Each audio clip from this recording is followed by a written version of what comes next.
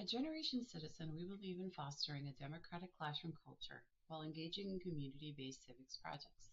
Identifying the rich resources and assets within a community before delving into the issues and challenges honors and validates students' lived experiences.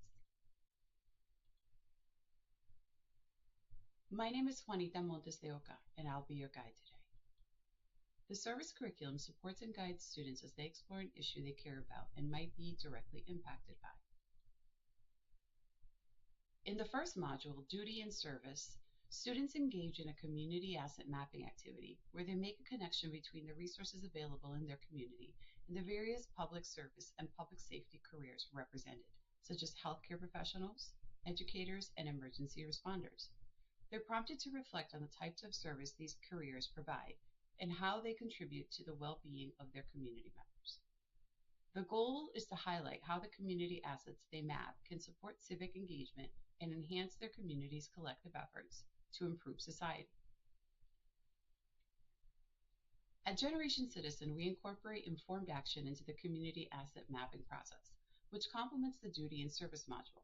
In addition to identifying the community assets they're familiar with, students are tasked with researching additional available resources. Using this research, students then develop a comprehensive community resource guide to share with their local community. Finally, using a reflection protocol, students develop an outreach strategy to share the community resource guide with their community successfully. When developing student capacity for gathering and evaluating sources and using evidence effectively, it's best to use a structured approach, emphasizing critical thinking skills and analytical skills. Here are the steps we recommend. Step 1. Introduction to information literacy. Begin by introducing the concept of information literacy. Discuss why it's important to assess the reliability and relevance of sources, especially in the context of community research. Highlight the differences between primary and secondary sources and the importance of bias and perspective.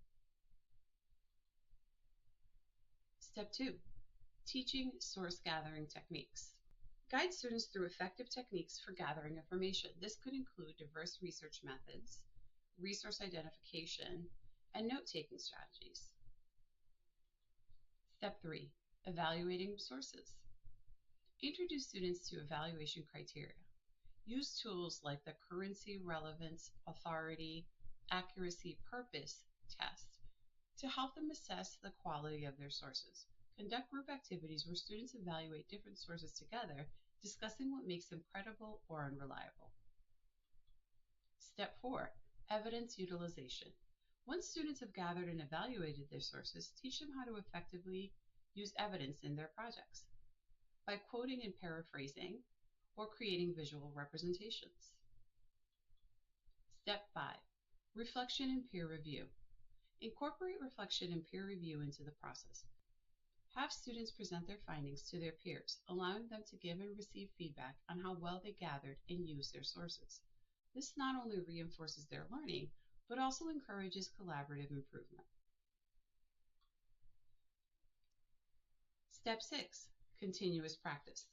Finally, emphasize that developing these skills is an ongoing practice.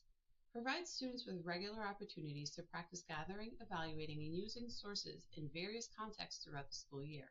Encourage them to apply these skills beyond the classroom, fostering a lifelong capacity for critical engagement with information. By following this structured approach, educators can effectively equip students with the essential skills to gather, evaluate, and utilize evidence, enhancing their research abilities and civic engagement in the communities.